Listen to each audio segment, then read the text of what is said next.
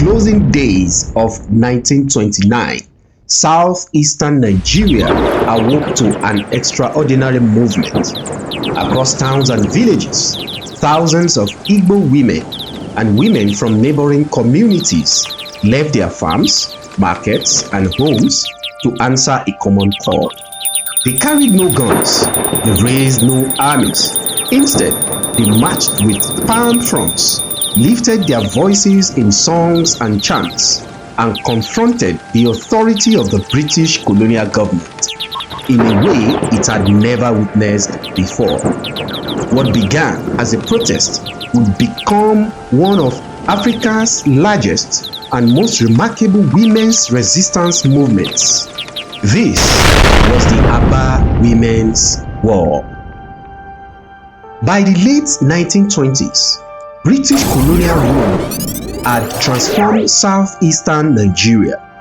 Through a system known as indirect rule, colonial officials appointed warrant chiefs to govern communities that had traditionally been led through councils of elders, titled men, respected women, and collective decision-making.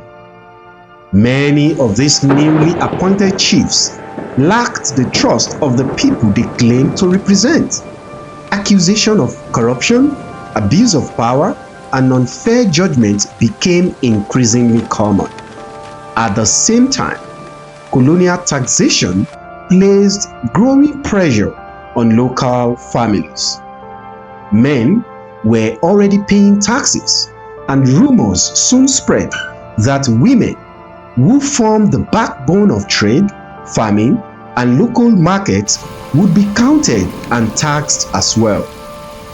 Across Igbo land, frustration was quietly reaching its breaking point. Long before the colonial rule, Igbo and Ibibio women were far more than just traders. They were farmers, entrepreneurs, community leaders, and guardians of the marketplace, the economic heartbeat of the society. Through women's assemblies, market associations, and respected traditions of collective protests, they held leaders accountable and defended the welfare of their communities. When authorities abused their power, women could unite and publicly challenge this through peaceful and powerful demonstrations. Colonial rule disrupted these long-established institutions as political power became concentrated in the hands of government-appointed warrant chiefs. Many women found themselves excluded from decisions that directly affected their lives. Then came the rumors of taxation. For thousands of women, it was not simply about money, it was about dignity, justice, and the right to be heard. The turning point came in November 1929 in the town of Oloko. A colonial consensus agent named Mark Emerua arrived at the compound of Wanyeruwa, a respected widow. Acting on instructions, he asked her to count her household and property. To Wanyeruwa, the request carried a frightening implication. Across the region, rumors had already spread that women would soon be taxed. She challenged him with words that would echo in history forever. She said, "Was your mother ever counted?" A heated confrontation followed. News of the encounter spread rapidly from village to village, transforming private outrage to a public movement. Wanyeruwa refused to keep silent. She carried the story to the women's gathering at the village Ilo, where her account was met not just with disbelief, but with recognition. Many had already heard the rumors that women across the region would soon be counted and taxed. The news spread with remarkable speed through market networks, kinship ties, age grade associations, and women's assemblies. Messages traveled from village to village. Palm fronds, known as Omu, became symbols of unity and collective action, while songs and messengers carried the call even farther.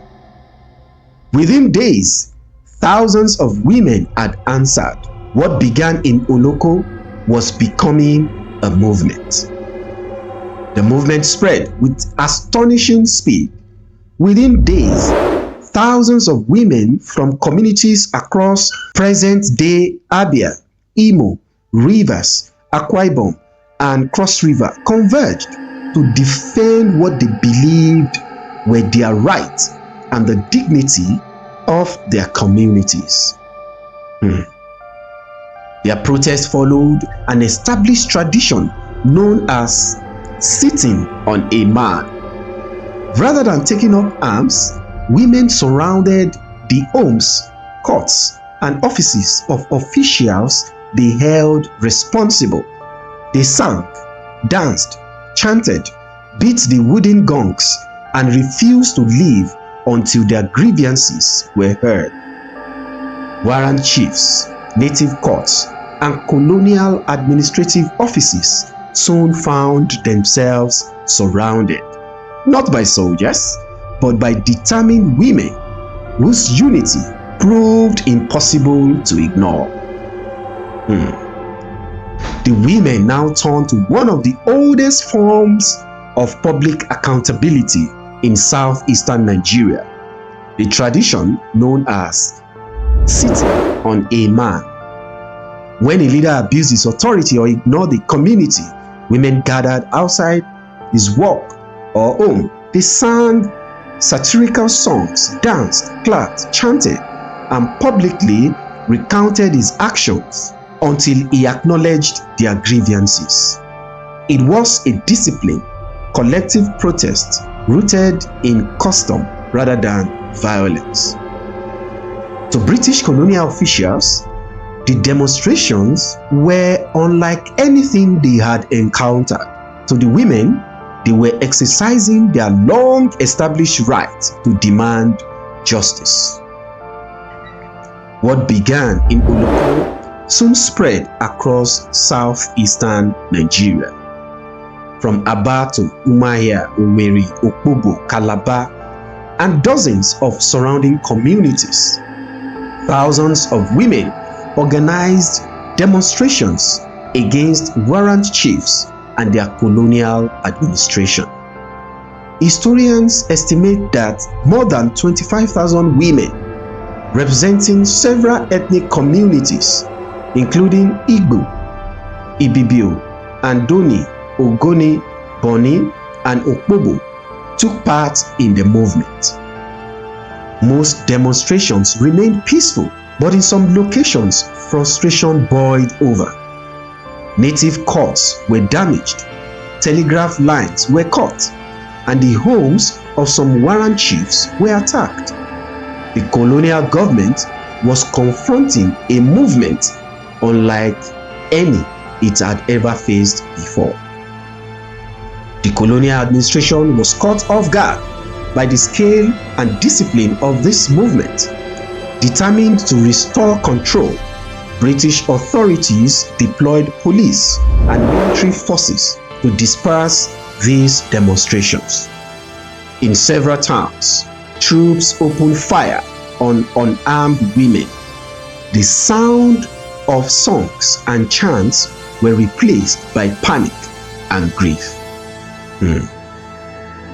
In the weeks that followed, punitive measures, including arrests, prosecution, and in some areas, the destruction of property under colonial regulations, left many communities devastated. Historians estimate that more than 50 women lost their lives, while many others were wounded. The cost of demanding justice had become heartbreakingly clear.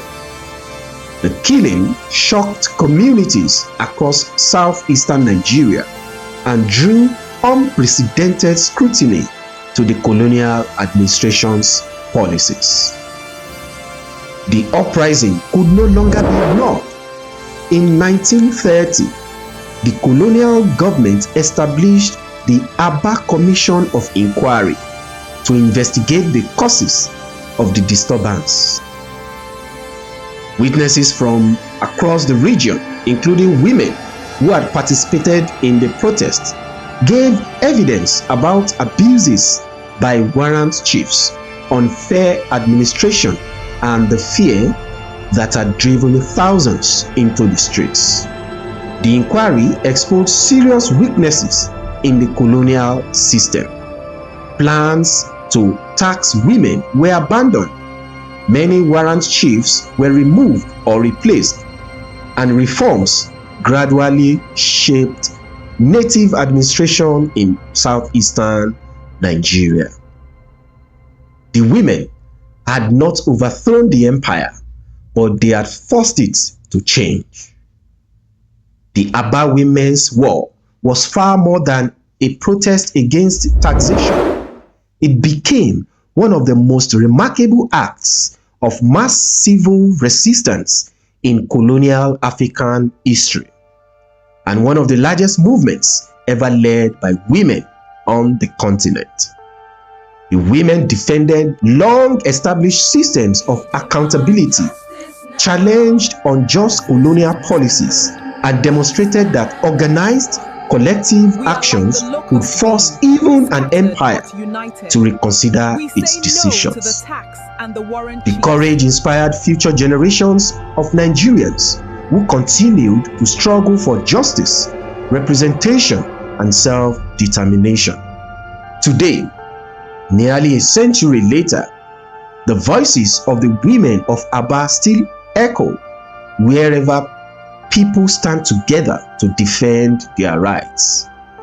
The women of Aba proved that courage needs no crown, no army, no throne, only the conviction to stand together. The women of 1929 had no newspapers of their own. They had no microphones, no radio broadcasts, and even no social media.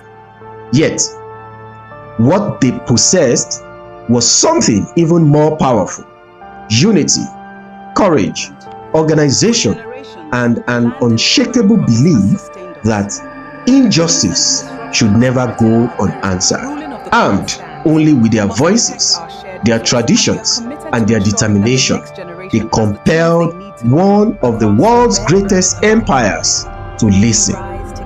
The Aba Women's War reminds us that history is not shaped only by kings, governors, or armies. Sometimes it is changed by ordinary people who refuse to stand alone. More than 25,000 women participated in the Aba Women's War of 1929. The proposed taxation of women was abandoned, and reforms followed in southeastern Nigeria's colonial administration. Nearly a century had passed since the Aba women raised their voices against injustice. Their songs have faded, their footsteps have disappeared, but their courage still echoes through history. This was the Aba Women's War, the true story of ordinary women whose unity compelled an empire to listen. Thank you for watching Ayanfe Chronicles, where African history speaks for itself. See you in the next episode.